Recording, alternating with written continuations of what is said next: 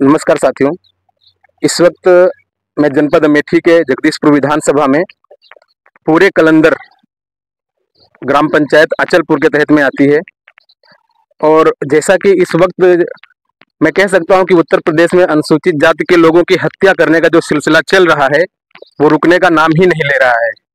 अभी कुछ दिन ही बीते हैं, अयोध्या में अनुसूचित जाति की एक बिटिया के साथ में जिस तरह की दरिंदगी की गई, उससे जिला ही नहीं, प्रदेश नहीं, पूरा देश कांप सा गया। उसके तुरंत बाद ही अयोध्या में ही घनश्याम पासी नाम के एक दलित व्यक्ति की पीट पीट कर निर्मम हत्या कर दी जाती है। और अभी महज 2-3 दिन ही बीते हैं कि जनपद अमेठी के जगदीशपुर के अचलपुर पूरे कलंदर निवासी थाना जामो के तहत में क्या नाम अमरेंद्र नामक एक युवक की हत्या कर दी गई। परिजनों द्वारा बताया यह जा रहा है कि युवक देहरादून में रह करके कमाई कर रहा था और वहां से वो वापस आ रहा था।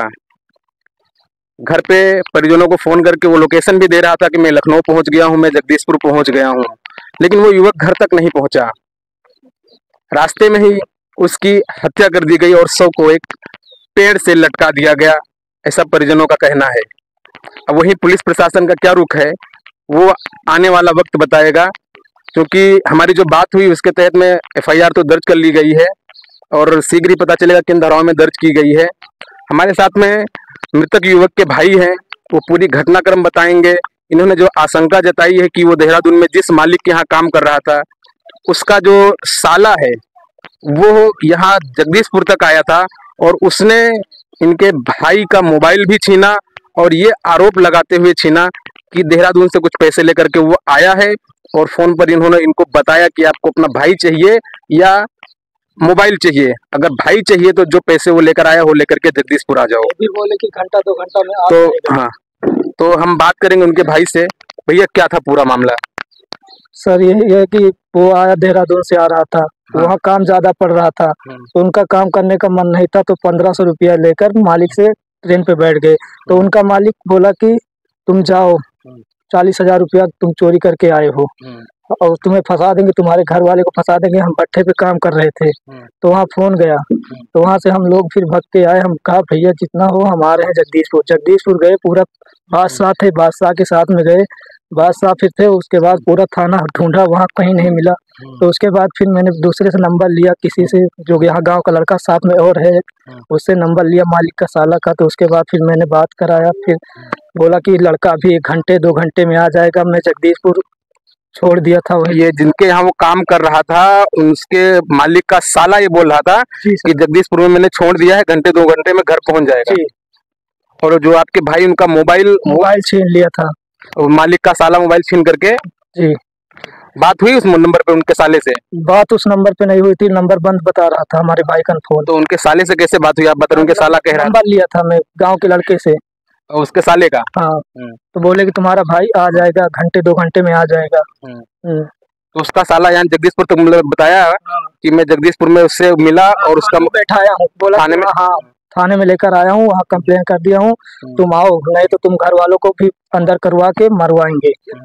तो हम तुरंत यहाँ से भाग के गए भट्ठे पर से, मुंशी का गाड़ी लिया, गाड़ी लेकर हम हमारे पिता साथ में दोनों गए। पूरा ढूंढा रहा, बादशाह भी थे जगदीशपुर के बादशाह थे, उन्हें लेकर गए, पूरा थाना दिखाया, सब कुछ दिखाया, फोटो दिखाया, जी पूरा फोटो दिखाया। बोला कि बच्चा यहाँ कोई नहीं है।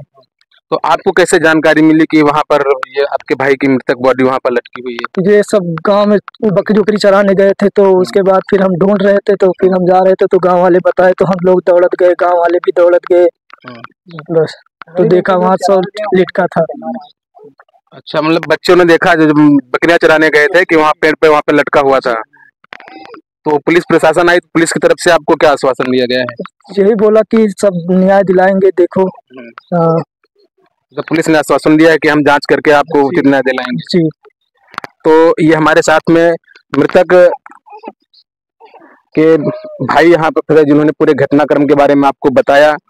और जहाँ एक तरफ हमारे देश के प्रधानमंत्री जी दावा करते हैं, भरी जनसभाओं को उनका एक अभिभाषण मुझे आज भी याद है कि आप दलितों को मत मारो, मुझ पर गोली चला लो। मुख्यमंत्री जी का अभिभाषण आता है कि हम देश में लॉ एंड ऑर्डर की ऐसी मिसाल पेश कर रहे हैं कि कानून व्यवस्था इतनी दुरुस्त कर दी है कि अपराधी प्रदेश छोड़कर बाहर चले गए हैं। तो मैं पूछना चाह रहा हूं मुख्यमंत्री जी से कि ये कौन से अपराधी हैं जो लगातार अनुसूचित जाति के लोगों की हत्याएं कर रहे हैं, और कहाँ है आपका लॉ एंड ऑर्डर, कहाँ है आपकी पुलिस, आखिर इन हत्याओं पर रोकथाम क्यों नहीं लग पा रही है। अभी बॉडी पंच पोस्टमार्टम के लिए गई हुई है। इसके बाद जैसा भी अपडेट होगा हम आपको देते रहेंगे। नमस्कार।